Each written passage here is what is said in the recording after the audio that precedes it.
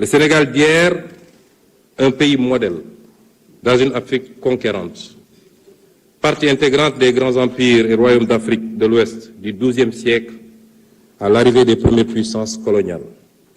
Un pays de résistants, dont les populations ont su maintenir leur dignité, leur culture et leurs principes forts de savoir-être aux heures les plus sombres des razzias et de la colonisation, y compris au prix du sang et du sacrifice anonyme de leur vie. Ce fut le cas lors de ce grave mardi de Nder, où les femmes sénégalaises, par dizaines, ont préféré la mort à l'esclavage et au déshonneur. Ou ce jour tristement célèbre du 1er décembre 1944 à Thiaroye, où des hommes sénégalais, avec leurs frères africains, ont par dizaines préféré la mort à l'injustice et au déshonneur. Le Sénégal des indépendances, un modèle en Afrique de stabilité de ses institutions, la qualité insigne de ses élites politiques, diplomatiques, administratives ou même sociales et culturelles. Et enfin, de façon plus profonde encore, sa mixité, le brassage de ses ethnies et religions et la force de son commun vouloir de vie commune. Le Sénégal d'aujourd'hui, un modèle en panne dans une Afrique sacrifiée, un modèle de développement arrêté.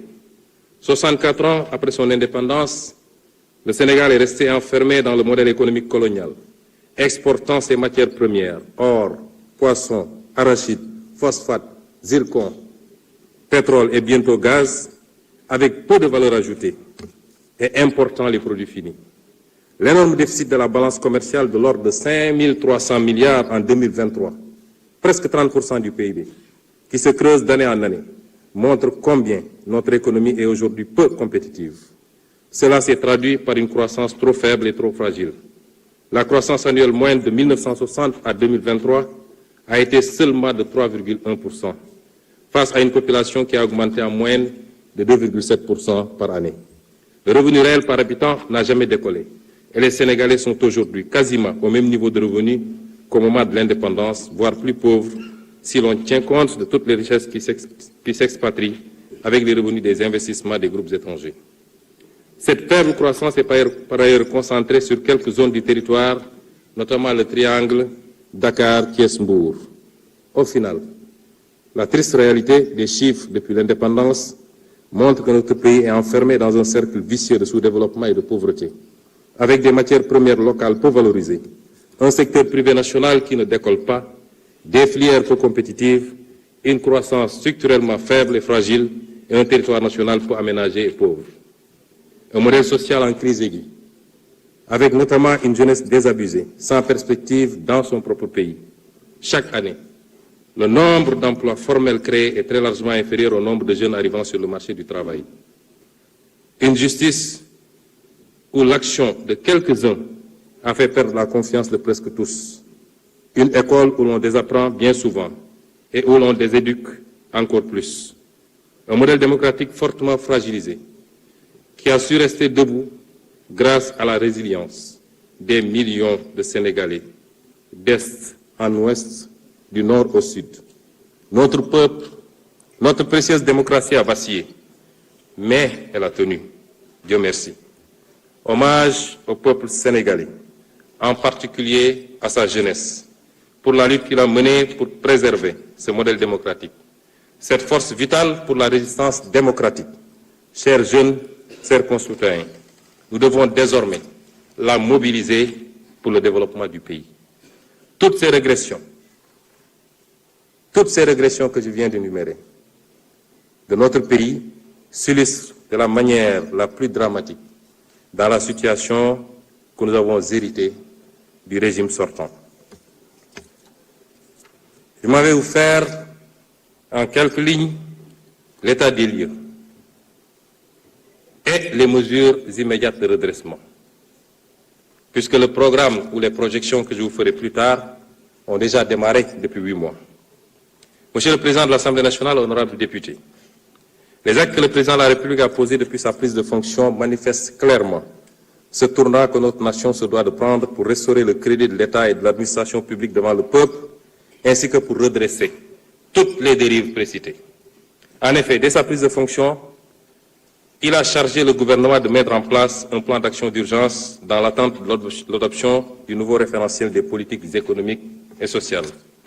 Dans ce cadre, le gouvernement a enregistré d'importantes réalisations au cours de ces 8 derniers mois qui ont balisé le chemin à la vision d'un Sénégal souverain, juste et prospère, ancré dans les valeurs fortes. Nous nous sommes tout d'abord attaqués à la mère des batailles, à savoir l'établissement de la situation de référence des finances publiques, de l'état des lieux des contrats au niveau des secteurs stratégiques et la reddition des comptes. Bref, un Sénégal juste plus que transparent et au meilleur standard de la bonne gouvernance. À cet égard, nous ne pouvions pas nous imaginer un seul instant que le mal était si profond. L'audit des finances publiques sur la période du 1er mars 2019 au 31 mars 2024 est à ce point particulièrement révélateur des dérives du précédent régime, avec notamment les niveaux du déficit budgétaire et de la dette publique minorés. Cette situation a eu notamment comme conséquence la suspension des financements attendus en 2024 du Fonds monétaire international et de la Banque mondiale et le gel du programme économique et financier appuyé par le FMI. C'est le lieu, une fois de plus, de rendre hommage au président de la République, qui a préféré sacrifier à cet exercice de transparence plutôt que de démarrer son magistère dans le mensonge. Il nous est également paru indispensable, dans l'environnement laxiste ayant prévalu durant le dernier régime, de procéder à la revue de tous les contrats signés dans les secteurs stratégiques, en vue de nous assurer de leur conformité à notre législation. Maximiser les retombées économiques et sociales pour notre pays et préserver les ressources pour les générations futures. Outre ces travaux, l'exigence de reddition des comptes a été étendue aux nombreux chantiers payés non achevés, les hôpitaux, les écoles et universités en construction, les maisons de la jeunesse, et j'en passe. Aux soupçons de corruption, de surfacturation et de détournement de fonds dans des projets et sociétés d'État. Toujours dans ce registre, il a été procédé à l'audit des ressources humaines, trouvées sur place par les différents ministres à leur prise de fonction pour traquer tous les recrutements indus sous la forme de personnel contractuel. Pour donner une idée de l'ampleur des pratiques du régime précédent, le ministère en charge de la fonction publique a recensé environ 29 000 contractuels recrutés en marge de la réglementation en vigueur. De même, pour marquer une rupture nette dans le sens de la bonne gouvernance, le président de la République, le Premier ministre et l'ensemble des membres du gouvernement ont procédé à la déclaration de leur patrimoine dans les délais fixés. Enfin, de graves scandales ont été décelés dans la gestion foncière, qu'il s'agisse de l'occupation du domaine public maritime ou de l'accaparement de terres sans commune mesure par des privés et des sociétés civiles immobilières écrans, au niveau des lotissements des zones foncières, effectués notamment à Dakar, à Thiès, en particulier à Mbourkat. De manière plus grave et répréhensible, il est à noter de la prévarication et de la privatisation du patrimoine foncier et bâti de l'État. Pour rester dans ce registre de la bonne gouvernance, je voudrais également évoquer les avancées majeures enregistrées dans l'administration de la justice, dont le fonctionnement a été notablement instrumentalisé par le régime sortant. Une des réalisations majeures dans ce domaine au cours des 8 derniers mois a été l'organisation des assises de la justice avec la participation inclusive des citoyens.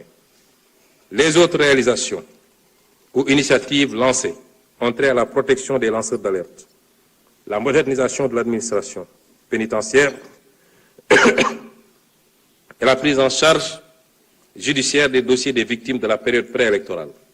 À cet effet, en plus de l'inscription budgétaire de crédits destinés aux victimes, il sera proposé à votre auguste Assemblée, dans les semaines à venir, un projet de loi rapportant la loi d'amnistie votée le 6 mars 2024 par la précédente législature.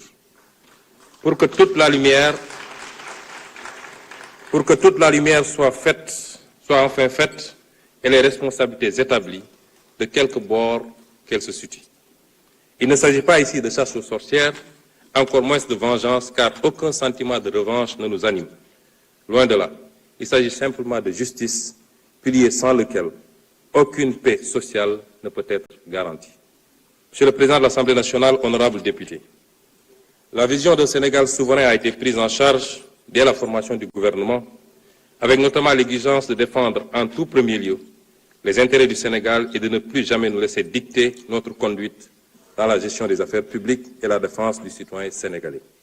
Il en est pour preuve les positions ouvertement affichées par Monsieur le Président de la République dans les instances internationales, que ce soit à la tribune des Nations Unies, au Forum mondial pour la souveraineté et l'innovation vaccinale, au sommet des Jeux olympiques du développement durable, aux réunions de l'Organisation de la coopération islamique, nous militons pour un rééquilibrage de la gouvernance mondiale et le respect des valeurs universelles de paix et de droits de l'homme, en particulier la fin du génocide à Gaza et la reconnaissance des droits inaliénables du peuple palestinien.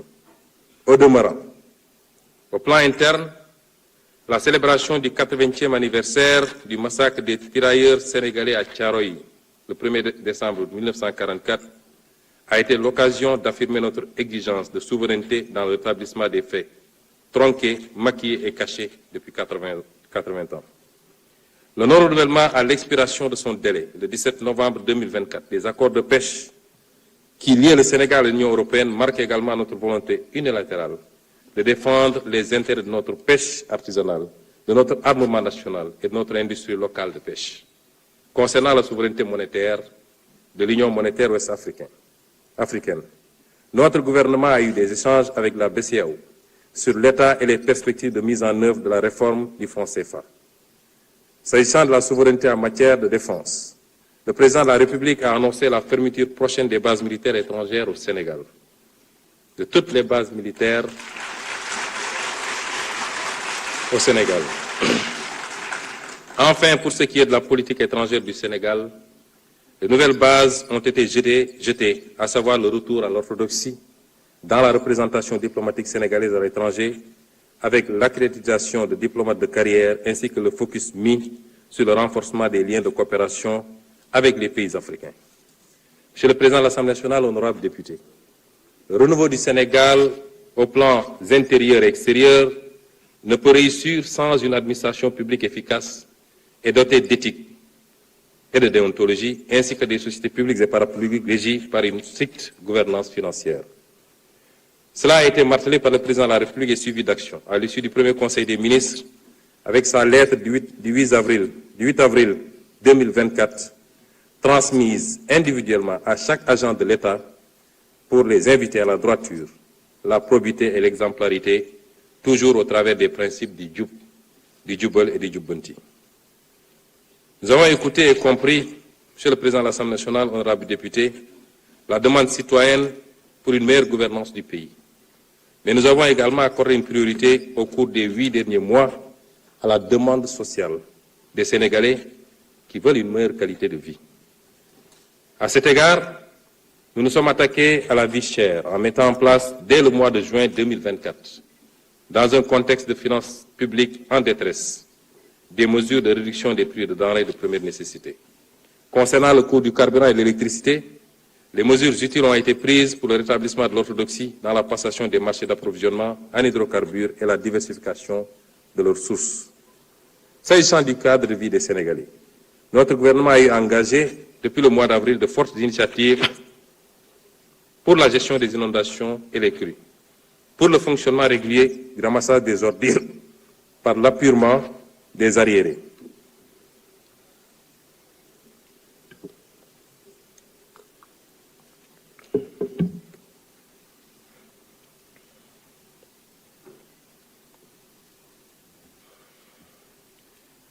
Pour le fonctionnement régulier du ramassage des ordures par l'appurement des arriérés de paiement dus par la SONAGED aux concessionnaires et pour l'organisation mensuelle d'une journée Setal Suñu Réew, s'agissant en particulier de la gestion des inondations et des crues. Des sommes conséquentes ont été dégagées pour faire face, nous amenant à demander un audit du programme décennal de gestion des inondations et du programme d'assainissement des 10 villes qui ont englouti respectivement 285 milliards de francs CFA et 77 milliards de francs CFA sans résultat tangible. Monsieur le Président de l'Assemblée nationale, honorables députés, dans le domaine de l'équité sociale, préoccupation prioritaire pour le gouvernement, nous nous sommes attelés à gérer l'impact des contraintes de finances publiques sur le paiement des bourses de sécurité familiale, avec l'appurement des arriérés prévus au cours du premier trimestre 2025. L'équité sociale s'est également manifestée sur tout le territoire national à chaque fois que des catastrophes naturelles ou des accidents sont remarqués par des appuis financiers et en nature, notamment à la suite des inondations, des crues des fleuves Sénégal et Gambie, des accidents routiers et j'en passe. Monsieur le Président de l'Assemblée nationale, honorables députés, mon gouvernement a pris résolument en charge un maillon essentiel de notre développement économique et social au cours des 8 derniers mois, à savoir le capital humain, en particulier le secteur de l'éducation et de la formation.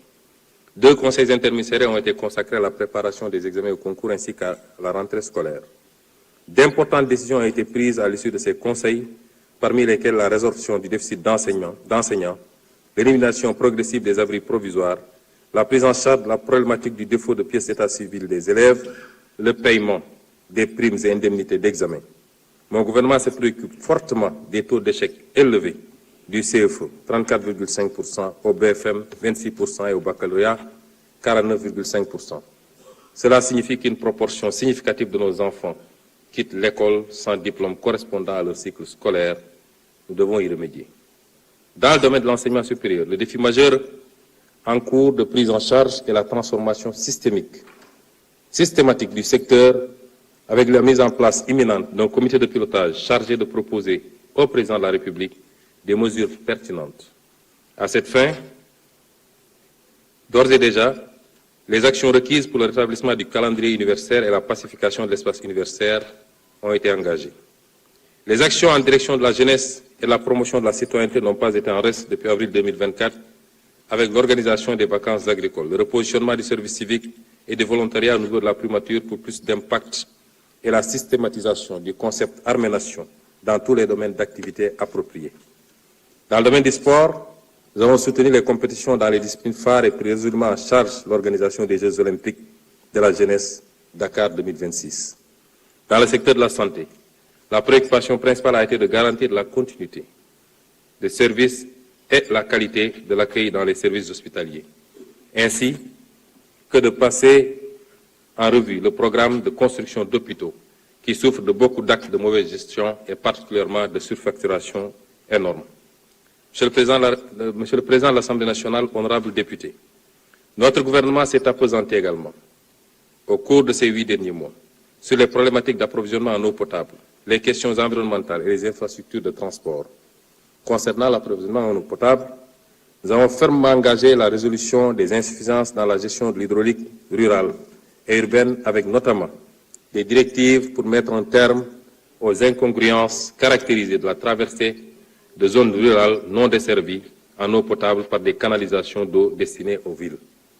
Dans le domaine de l'environnement, mon gouvernement a pris des mesures fortes avec la suspension jusqu'au 30 juin 2027 des activités minières autour de la rive gauche du fleuve de la Falémé sur un rayon de 500 mètres. Dans le domaine des infrastructures physiques, mon gouvernement a réalisé un état des lieux des programmes et projets de construction d'infrastructures routières, portuaires et aéroportuaires.